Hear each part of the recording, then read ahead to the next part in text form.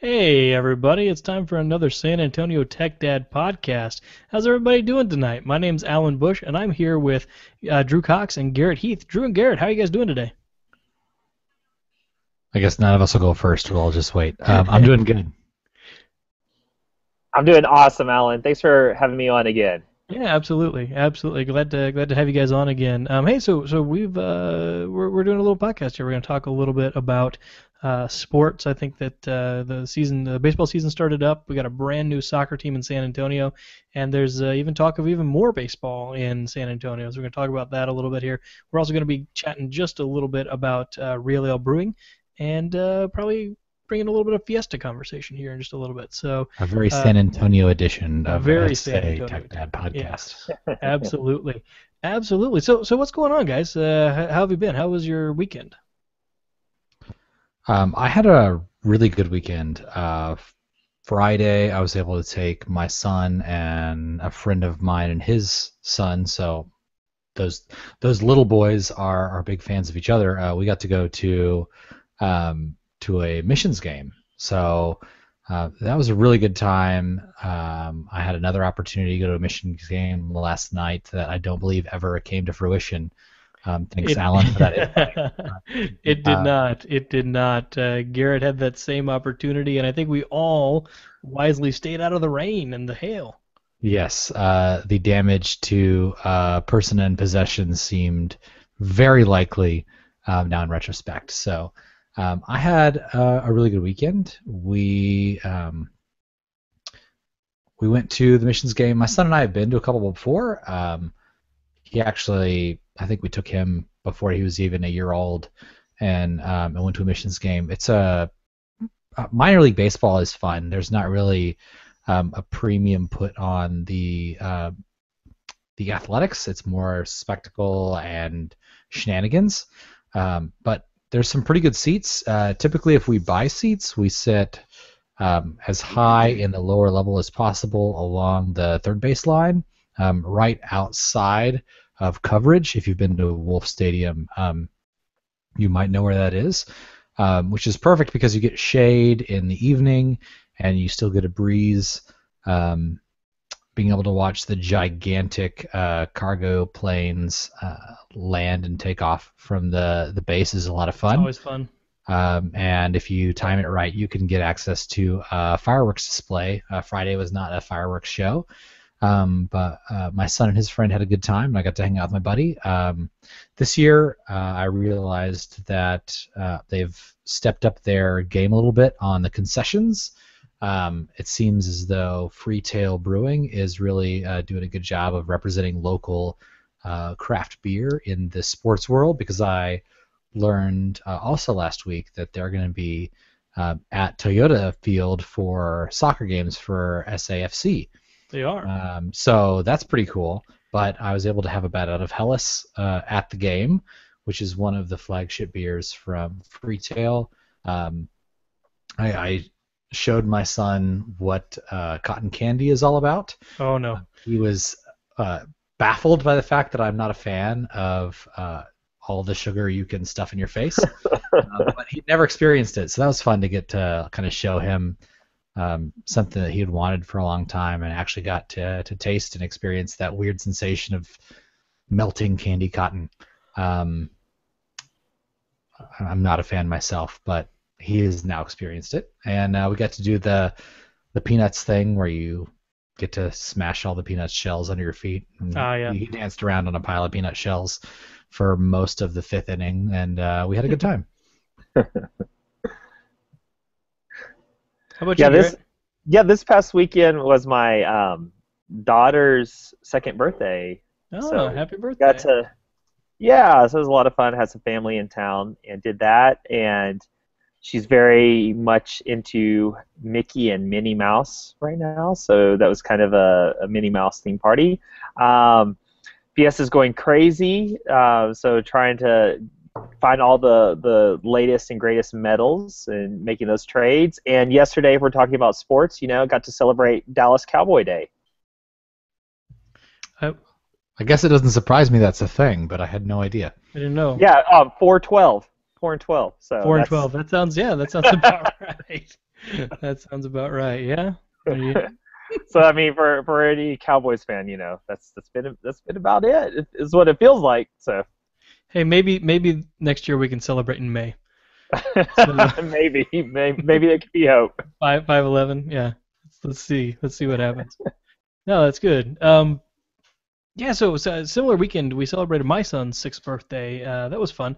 It was a nice little time at the Taekwondo studio that he goes to, and it was great because the kids got to run around, and they made up some Star Wars games with him and some Minecraft games with him, and really just any games, but they slapped a little Minecraft theme around it essentially, and but yeah, the kids had a blast. I mean, they just ran around, and the whole place is padded, so no issues there, and a lot of families already know each other, so it was just an extra day at Taekwondo. But man, they slept well. That was really good. So did The that. measure of a good time.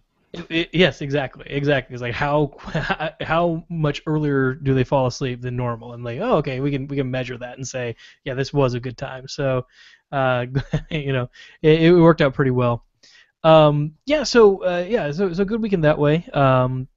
Oh, one thing that I did get to do at this party, real quick, before we jump in and talk sports, I got to share with some friends that have not had it before a little bit of Dom's chopped salsa, which our good buddy Dom Mendiola makes.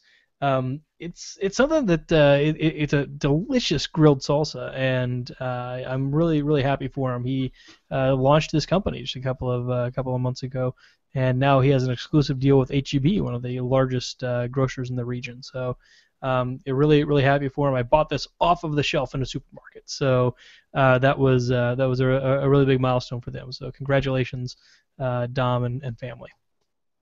Yeah. And it is definitely worth picking up. I know that there's a lot of salsas on the shelf, and when you see Dom's chopped salsa, just go ahead and grab the hot. Don't even mess with the others. You're just going to go hot all the way. I mean, you live in San Antonio after all. This is true. The hot is amazing. The mild has just a little bit of kick, and the medium is really good for a wide range of people, I think. Yeah, I think you run the risk with hots generically of sacrificing flavor for spice, and that is not something you will be concerned with Dom's chopped Yes, salsa. exactly. Which is That's kind of the the thing. hallmark of a good spicy salsa is plenty of flavor accompanied with spice. There's balance there. And Balance. It's anytime all I about the talk balance. about food or beverage, it's going to be in the context of balance because a one-trick pony gets really boring really fast, and that is not the case with Dom's chopped salsa. There's complexity and flavor and spice, and it's a good thing. It is. I'm a fan. I'm a fan. Go out and check it out. All right, so one of the main things we wanted to talk about today, right, is sports, and it is definitely sports time right now. Drew, you were just talking about the missions game, the minor league team that you got to go to this weekend. We were trying to go earlier, yesterday actually, and that didn't work out very well, just based on Yeah, I was logistics never and dodgeball. everything.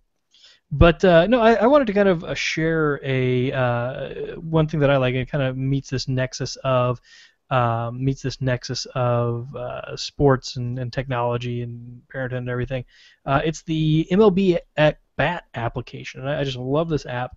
It's honestly um, it's one of the first apps that I usually download whenever I get a new phone. But it's just a nice, beautiful little application. You can set up your favorite team, and it jumps in and shows you that as soon as you jump in. I've selected, of course, the world champion Kansas City Royals for my favorite team. But what you can do is you can actually jump in and take a look at the game as it's in progress, right? So you get kind of this picture of the pitch by pitch. It'll show you as the pitches show up, which is a great way to watch it. But you can also actually take a look at you can listen, you can stream this live. The version that includes the live streaming of the audio costs $20 a year, and the version that does a live streams of the video, that's like $110 a year for the entire package. But you get to watch any Major League Baseball game except for where they have these stupid blackout rules, because the Royals are currently tied with the Houston Astros right now. I cannot watch them live because I'm in the same state as another baseball team, which is dumb. But I get to watch most of the Royals games live streaming, so that's really nice. So what feeds are you getting when you get the audio, and what feeds are you getting when you're getting the video? Because there are local broadcasts, right, and then there are national broadcasts, and as a fan of a specific team, you may want to hear your friendly hometown cast versus what might be more broadly available on maybe Turner. Exactly. So the majority of the time, I can watch the Royals home feed. If it is only broadcast on a national feed, right, that's the one that I get. So that's kind of what I'm using, right? So I will almost always get to watch Ryan and Rex call the game, and when I'm listening, I can choose any of the audio feeds that are going. So those are a little bit more open. So I can listen to the Royals, or I can listen to the Royals feed, the Astros feed, or even the Astros Spanish feed. So real nice. I like it. It's it also easily toggleable. Yeah, so you can just jump around. So that's the application itself, and it can actually stream from the phone, or actually stream directly to a Chromecast, right? So you buy the service separate, and if you buy the service and you watch it in the browser, like on your desktop, it's neat. You can actually overlay the audio from the radio on top of the video from the park. So that's really nice to do, especially if you have a national game or something like that, and the announcers don't know how to pronounce anybody's name, that type of a thing. I've definitely appreciated listening to Schoening when you've got the national nonsense type broadcasters on television. I like to listen to Bill actually share the Spurs side of things, so I can definitely appreciate getting the hometown flavor when it comes to calling a game. Exactly. And I mean, when the Royals won the World Series last year, I muted the TV and turned on the radio, and listened to directly from my phone. I listened to Denny Matthews, and actually Ryan Lefebvre called the last out. But I mean, the people that I grew up with Denny Matthews. He's been a broadcaster since the Royals started in 1969. So I mean, I've grown up listening to this guy. So hearing him is nice. It brings back some fond memories. So anyway, that's my app real quick. Check it out if you are a baseball fan. There's also a minor league baseball application, so you can do the same thing. You can take your phone to the park and you can listen to the Missions radio and listen while you're watching live in the stands. So nice trick there. Nice trick.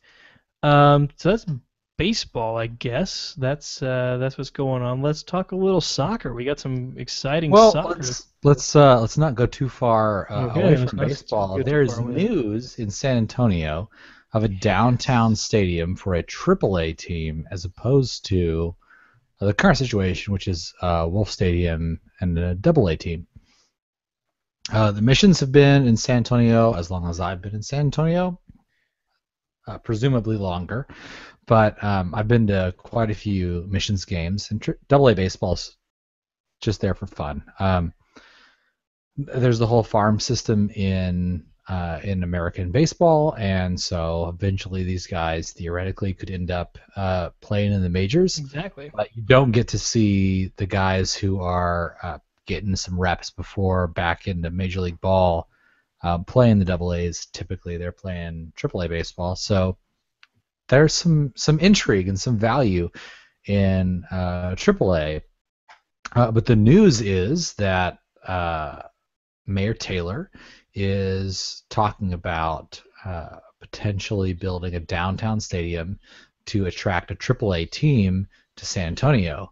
And I am all for downtown stadiums when it comes to sports.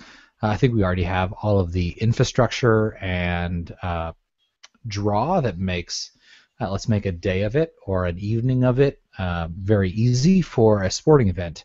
I've been to a lot of the sporting events that are held at the Alamo Dome, and I've been to a few events that are at Wolf, and I've been to a few events at Toyota Field, and I've been to a few events at AT&T Center, and really the only place that has stuff to do in the area is the Alamo Dome. So I really am Right. for downtown stadiums, but there's a lot of contention around spending a bunch of money. I think it's 75 million. I think that's the number that I have in my head. I'm That's not sure probably if about right. that's it, but it's a bunch of money to build a AAA stadium, and a lot of tension has been brought to the surface around spending a bunch of taxpayer dollars to bring in a non-major league team, building a stadium that wouldn't be a magnet or a draw to get us into the conversation for Major League Baseball, and kind of juxtaposing that option against the Toyota Field SAFC situation. So San Antonio Football Club is they've just kicked off their first season in San Antonio. They had a game in Seattle, and now this past weekend, on Saturday, they had a game here, their first home game at Toyota Field. Toyota Field is been built by Gordon Hartman and was the home of the Scorpions, which are an NASL soccer club, or an NASL soccer club. And the Spurs exercised their option to bring in a USL team, which is, I guess it's a third tier. So if NASL is second tier and MLS is the top tier soccer league, then USL is basically a third tier league, but has affiliations with the MLS. A lot of the MLS developmental programs play in the USL. So the Spurs exercised an option to start a league, or I guess a team within that league, and that has become the San Antonio Football Club. And they are now playing in Toyota Field, which was built with the thought in mind that this can be expanded. And so the stadium itself was built with the intent of continuing to grow as fandom grows and as the demand grows, so that it could one day be the size that could house an MLS club.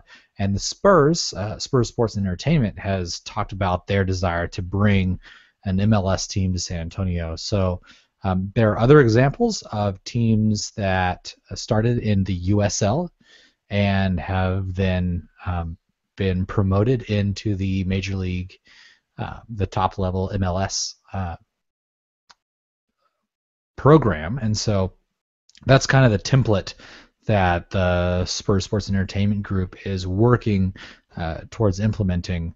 And those two options, Major League Soccer, potentially a future, and AAA baseball, and the potential maybe of Major League Baseball, have been really juxtaposed against each other. And so that's really caused a lot of debate and intrigue in the local urban planning and urban development world on what makes sense. And so a lot of conversation has been going back and forth.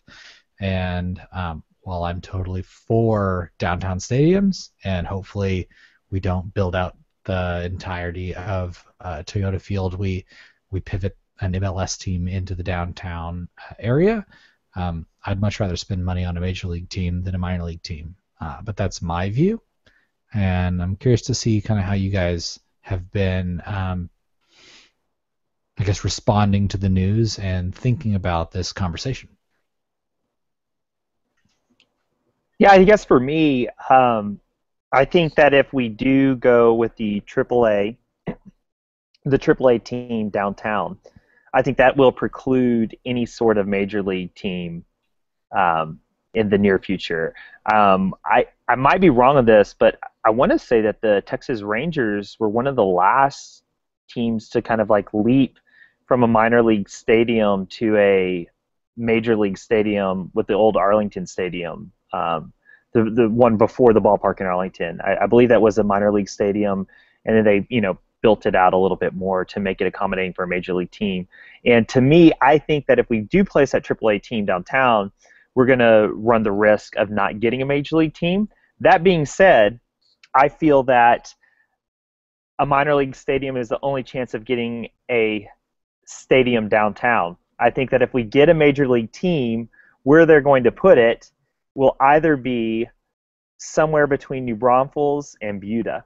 And it'll be basically like what the Rangers were in the 70s. In 72, you had Dallas and you had Fort Worth, two major cities, and so they found a bunch of cheap land, and there's your team. And I think that that's going to be something similar, because I don't feel that San Antonio's currently going to have the draw to fill 81 games of Major League Baseball. We do a decent job at the Spurs, but even those quote-unquote sellouts, there's a lot of empty seats a lot of the times. And that's drastically changing. But I think that baseball, that would be a tough sell. So while I want a downtown stadium, I also want a major league team, and I don't think a major league team is going to move downtown. So I guess what I'm trying to say out of all this is I would be for a AAA team coming downtown and having that anchor in downtown for certain. Now, the one caveat about that is I got to experience firsthand baseball mania for a AAA team when the Memphis Redbirds AutoZone Park was built in Memphis. I had an internship, I guess, a year or two after it had been built in the early 2000s, and Memphis was just on fire for that baseball team. There was a ton of development with the Peabody Place. I mean, it was just a huge, huge deal, and everyone was just crazy about that team. And now they're struggling to draw crowds. And I think Memphis and San Antonio, there is a little bit of a difference between the cities, but that is a cautionary tale too, as well. That the stadium can get a lot of publicity early on and then kind of wane a little bit. But I think that with our population exploding like it is, and the fact that downtown is also kind of geographically center of San Antonio, whereas Memphis's downtown is, right on the Mississippi River. So I guess that would be on the I never eat sour watermelons, like the western part of the city. So you're gonna be able to draw a whole lot more. So it's in a way it kind of feels like we'd be selling ourselves short by going for a AAA team. But I think for the city, it would be more intriguing to be able to go to a game downtown rather than having to drive up to Buda. So a couple of things. I think that one thing that San Antonio has going for it is tourism, right? So we're a tourism city, right? And we have so many conventions in town. We have so many, vacationers in town all the time, even during the summer, right? So as people come in, I think that you can find people that want to come in and see these games. So you'll always have more people. We might not have, sell out the stadium every game with locals, right? But I think we can find other people that are going to be interested in coming to the stadium every one of those 81 games. It would actually be a little bit less if we started off with a minor league team. I think also having a minor league team really helps or a AAA team, right? We've got the Missions, but number one, they're way out on the west side of town. I mean, I can't even imagine 20 years ago where that stadium was. I mean, that must have been not that far on the west side now. There's just nothing around. No, that's what I'm saying. Like 20 years ago, what was out there? And there's nothing to do before and after the game, right? There's Minas and Demis, which is what I try to do every time I go out there. Fantastic idea, and I completely support you in recommending Minas and Demis. But there's only so many times you can go out for a Euro before you watch 9 innings of baseball. That's false. That is false. You can do that every day that's true. possible. That's true. But Euros are amazing, and their baklava is better. It is so good. Get the Hercules platter and bring friends. You're good to go. But no, there's really not that much out there, right? And I think that putting something downtown, you can make an evening of it, right? You can you don't have to have plans. You don't have to have reservations at the Best Greek restaurant in San Antonio. You can go out and you can say, yeah, let's meet up somewhere. I'll text you whichever bar we decide to go to beforehand and afterwards, right?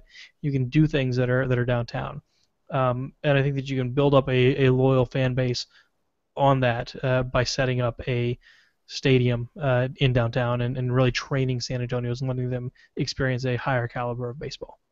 So having not heard about where exactly a stadium would go, my thinking is that there is a lot of plans in the works to make San Pedro Creek similar to the work that's been done on the North Reach and the Mission Reach of the Riverwalk. And San Pedro Creek is a little bit further on the west side of downtown, but within downtown, and starts up at San Pedro Springs and goes south towards the Gulf eventually. But Fox Tech is kind of pivoting away from having an athletics department and has some land that's of decent size.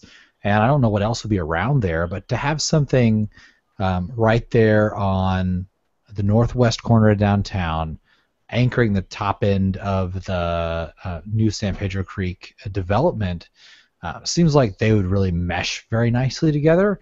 I could see that working out great.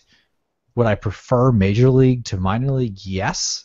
But would I like to see some of the guys who are getting back into the swing of things for their Major League team getting a couple of swings or pitches in for a AAA team? I would. Would I go to a AAA game? I've been to AA, so of course I would go to AAA. It's downtown, that's even better. But a lot of the kind of the nexus between a lot of the development that's better for the broader city and what would be good for the ownership group of this AAA team and this new stadium, I think that would work out really well. I've also kind of thought through what might make sense for future soccer stadium that would be an MLS team.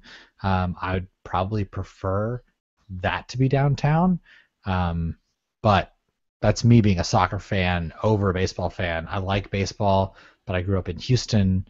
I'm an Astros guy. I don't really have a strong affiliation with MLS. I'm actually going this weekend. I'm going on Friday to an MLS match, MLS in LA, or MLS, the Dynamo in LA, in Houston. So I've been to BBVA before. That's a cool stadium. It's right north of, or I guess it's right south of downtown, and really well executed. It's in kind of an industrial area, but a lot of condos and Eighth Wonder Brewing and a couple of other restaurants have popped up around that stadium and have really helped for bringing development that was probably more focused in downtown and some of the surrounding areas into an area that hadn't been very widely developed. And so that's a really kind of a good picture of what we could do with a new stadium, and with where AT&T Center is, the promises we were given, and then the reality that we've seen. I think being a lot closer to existing opportunities makes a little bit more sense, and so I hope to see the city leaders kind of come to terms with that, and I guess we'll see where the chips fall. But I think there's a lot of opportunity for some cool cooperation between various sporting groups and projects that the city is already working on. So where do we fall on this? It looks like we're all pro downtown stadiums. I think we could all agree on that. All agree on that, I think. And that we would all go and have a tasty beverage and a hot dog at a sporting event downtown. So yeah, let's hope that we can get something down there. I'd love to see them move the Spurs downtown. I'd love to see them move soccer and have that graduate to MLS and move that all downtown. I think that's I could care less about the Raiders or anybody else moving here. I really don't think that football is going to survive very long, honestly, in the state that it's in. But I don't think it's gonna be here for a while. So I could care less about that. But I think that the moving at least the Spurs and the San Antonio FC, moving them down here downtown would be a great benefit for all of San Antonio. So we can all agree on that, it looks like. Yeah, I've actually thought about addressing the Alamo Dome and maybe demolishing it or building in the parking lot another stadium using a lot of that space. St. Paul Square is a pretty cool part of It's the so general close to downtown being area with something great. nothing Yeah. going on, which is weird. Uh, I'm just kind of waiting around. I've heard that the Conrad Hilton School of Hospitality from U of H has bought up some of the property there, and that'd be really cool to see what they do.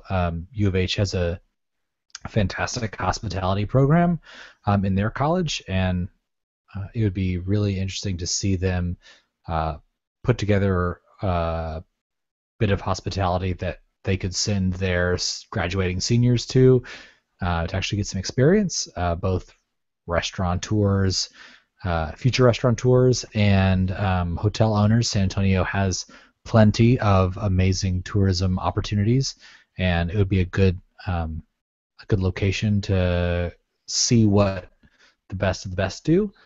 There are some fantastic hotels and some fantastic culinary opportunities in the city. So I'd love to see St. Paul Square come up a little bit, but that area where Alamodome is probably the biggest swath of undeveloped land. I mean, yeah, there's a lot of parking lots there, but that's not necessarily developed.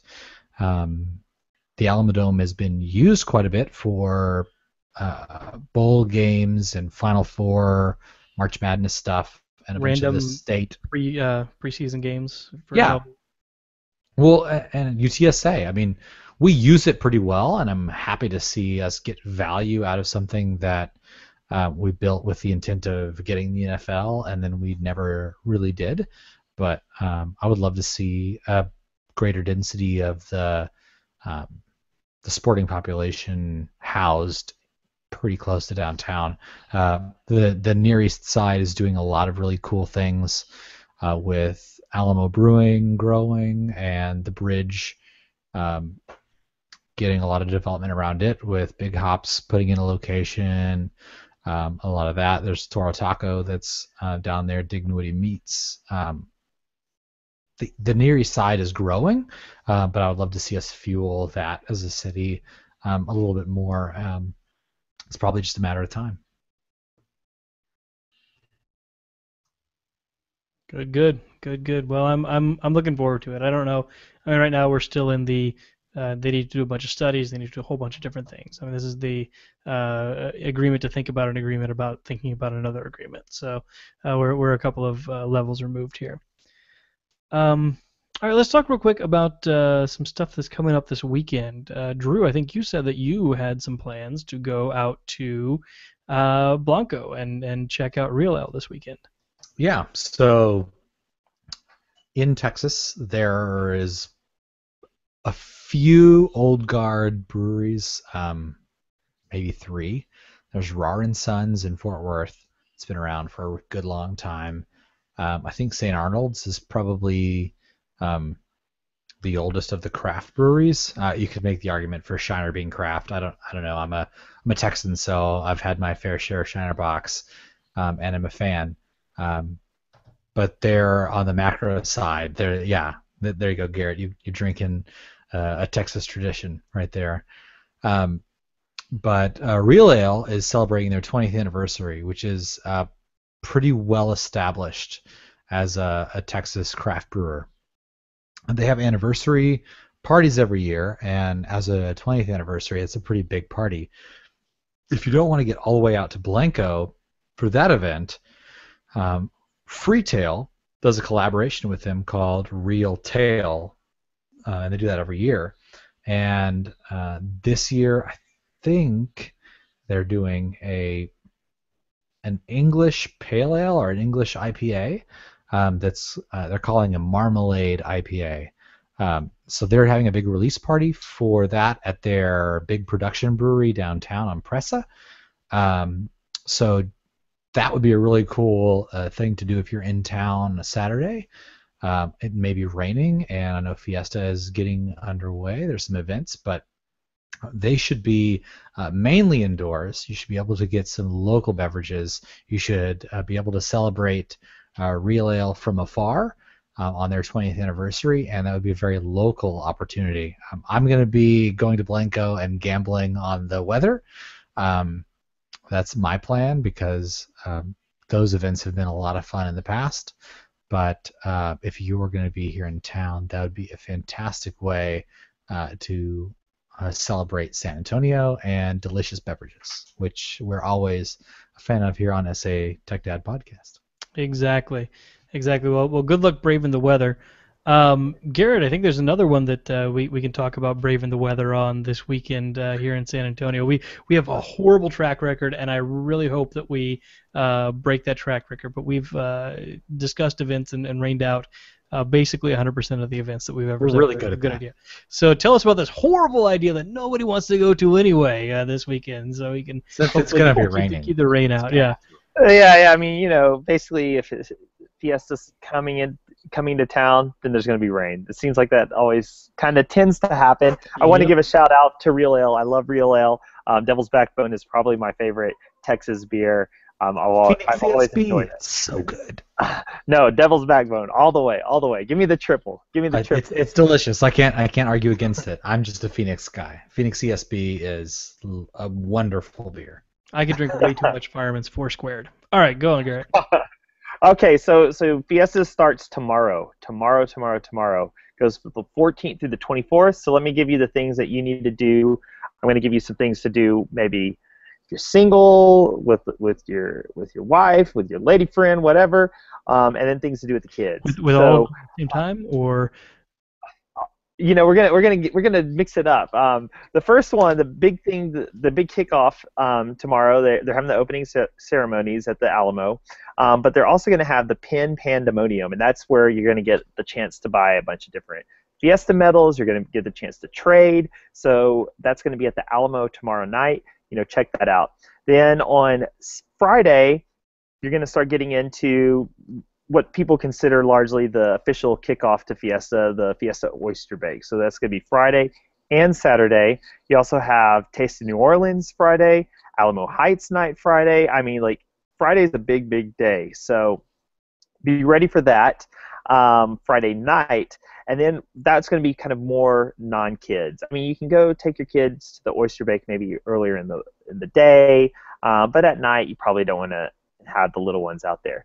Then on Saturday, April 16th, okay, you're going to start getting, if the weather holds up, if you have really little ones, and I would say probably anywhere from, stroller age to maybe 5, 6, you can enter them at the San Antonio Botanical Gardens. They're Viva Botanica, and they have kind of a parade where people deck out wagons and strollers and all sorts of stuff, and that's a lot of fun.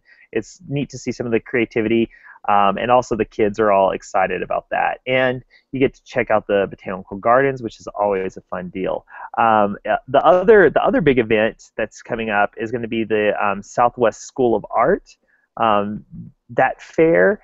And I believe that is also on Saturday and Sunday, both of those days. The big key to that event is to get there early. I have not been there yet because Natalie was a little too young the past 2 years. This year we're going to try to go.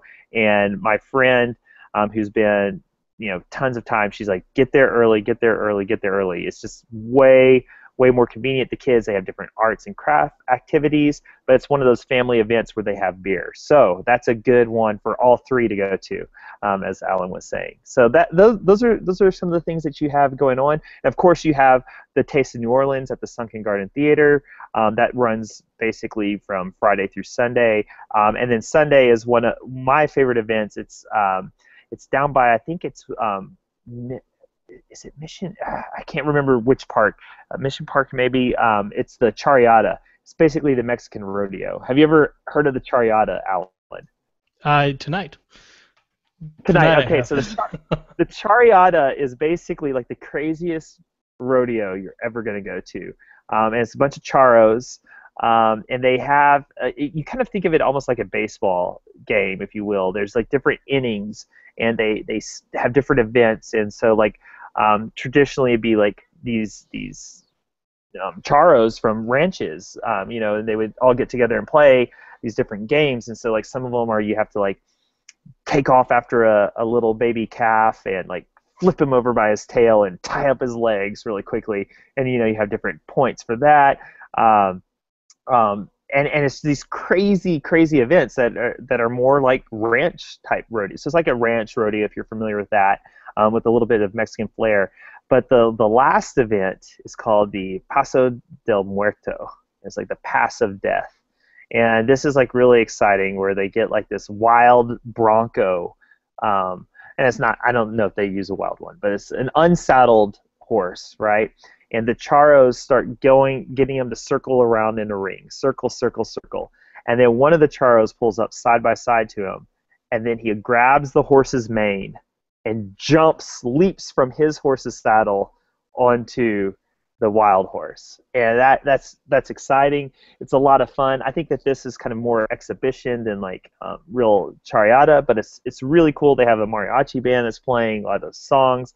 And then kind of in between, they have, I can never say the name right, so I'm not going to even try, but they'll have like the women that'll ride side saddle, and they do these amazingly intricate kind of weaving in and out with the horses, and it's a really cool event. If you get there, try to get there early and sit in the shade. And if you enter in the charro grounds, you want to go to the right because you're going to be in the shade over there. So that one's always fun. And the cool thing about that, the charreada, it's on both Sundays of Fiesta, so you can bookend it. So those are some good Fiesta tips for this weekend, and it's not going to rain. I guarantee it. Guarantee it? All right. Well, that's good. That's good. By the way, shout out to the Coyote medal. I snagged one this weekend. Yeah. So happy to have that. No, I'm looking forward to going to some of it. The other one that I think is pretty kid friendly. It's not till next weekend, the 23rd, 24th. But that's the King William Fair, which is down in the King William area. Lots of great family stuff. There's a nice kids fair that's there as well. Family festival, and the Alamo Beard Club, some of my good buddies in that, host a most festive beard competition. So all you bearded gents, and what I like about this too is they've got a kids division where they have a little craft table and kids can make a construction paper beard and put something together, and then they have a kids entry as well, so kids can go in and make their own beard and get judged for that. So that's a really cool event as well. Yeah, and that's definitely going to be next Sunday. In case I'm not on this next week, the other one that next Sunday, the 23rd, that's a riot, especially if your kids love dogs, is the Alamo Heights Pooch Parade, and it is exceptional. I mean, like, these dogs are just absolutely ridiculous how they're dressed up, and it's just a lot of fun. My daughter loves dogs. We go hang out there, and then pro tip. You're going to be right near, I forgot the exact number, but Abizo Street, and that is where one Mr. Barney Smith and the Toilet Seat Museum is, and he always has the Toilet Seat Museum open, and it's a great just kind of walk through and hit that. And I've said this, I think maybe once before in the show, I'll have to say it again, but Barney doesn't have too much time left in this world. He's a little bit older gentleman. And you know what? Get out there and see that. Get out there and see those Toilet Seat Museum. It's a lot of fun. Well, it's quite. It sounds like we got a pretty solid weekend planned ahead. What else are we missing for this weekend, Drew? Does that basically wrap it up? I mean, the beginning of Fiesta is always a big deal. I've got a hyper local. I live in the Deco district, and our big event is on Sunday. So I'm looking forward to that. I know that there's a ton of events during Fiesta itself. If you're going to go to Nyosa, go early in the week. Don't make the mistake of going late unless you're into that, in which case be a sardine. It's cool. The other thing that I really enjoy, I've got family that has access to the Flambeau Parade, which is Saturday night, the 23rd or 24th? Saturday the 23rd, I think. So I recommend that. It's a night parade, which is pretty cool. They usually have all sorts of, glow sticks and that sort of it's all lit up, and so you're not going to miss anything at night. It's intended to be set up that way. And that's been a fun event to go to. Saturday night and then Sunday afternoon, the King William's Fair is usually a whole lot of fun and good for the family too. So Fiesta is a non-stop event for San Antonio. If you want to do something every afternoon and night of the week, you are probably going to have a hard time deciding what you're going to do each evening because there's so much. I'm interested to see how it works out this year because last year it happened around Easter, right? So we actually ended up having basically a 3-week-long fiesta with almost a month-long fiesta with Easter in the middle there. And so I think there are a lot of new events or events that got spread out. So I'm wondering if it's just going to be if it's just going to keep growing and if they're going to have to go to like a 3-week schedule permanently or what. We'll see what happens on this regular 2-week cycle here. Well, that's something one of the things, and I got to talk with Stuart Johnson of the River Foundation, and they're trying, as people are looking to get new events on the Fiesta calendar, they kind of introduce them a little before, and so they had like the flotilla, which was a canoe race, and the mission reach, and a canoe race is probably a loose term. It was more like decorate your canoe and check it, hang out. And then SAMA's always been good about having their art party. They had that this past Friday. So even though it might not be an official Fiesta event, a lot of stuff is kind of creeping in a little bit early. It might as well be. Might as well be. All right. Well, that sounds good. I think that's probably about all we had on the docket today. Sound about right, guys? Sounds good. Yeah, all right. Well, hey, let's go ahead and wrap it up. Garrett, let's tell us a little bit about SA Flavor and where we can catch you online. Yeah, go check me out at SAFlavor.com. You're looking for Fiesta Metals, check out store.saflavor.com. And I'm on Twitter, Facebook, at SAFlavor, and then Instagram, I'm at SAFlavorPicks. I'm working on that. Have a trademark request, and hopefully we will get the at SAFlavor soon. And Viva Fiesta! There you go, Viva Fiesta. Drew, how about you? Where can we catch you? Mainly on Twitter. I'm at DrewCoxSA, and outside of that, you can catch me on the Rackspace Hangout. We do a hangout every Thursday. We focus very much on the tech side of the SATechDad conversation, so much so that there's no SA or dad component to that show. We give a pun every once in a while, so there is a little bit of dad flair, but it's usually... You can't take the dad out of the podcast, that's true. That's right. That's right. No, that's something that we do, every week. And there's so much technology in San Antonio right now, and I think that we're in a great position to talk about that for the day job. But that's you can find me there as well. ohpodcast.com is our full backlog and everything's coming up. But you can catch me on most of the social medias at Alan Bush, and actually you can catch me this weekend at Comedy Sports San Antonio on Saturday. It is heck, I'll just lie. It's an official Fiesta event actually. So you can. Why not? Yeah, why not? Yeah. No, it's not an official Fiesta event, but it's gonna be fun. It's a fun show, and we can't do it without an audience. So come out and help us make you up. Should try. Oh, we have, and it's horrible. It's horrible because we say, hey, tell me a suggestion. What's something you might find in your trunk? Crickets. Yeah, okay, so the next scene's going to be about crickets, and go with that. But a dead body. They're always about crickets and dead bodies, so we can't I do drive a Mercury, so we can fit like 5 in there. It's right, amazing. exactly. It's amazing. Exactly. So anyway, yeah, check us out there. Check us out all around Fiesta and up in Blanco at Real Ale. So, all right, thanks, guys. I really enjoyed chatting with you as usual, and I guess we'll go ahead and call it there and say see you all next week.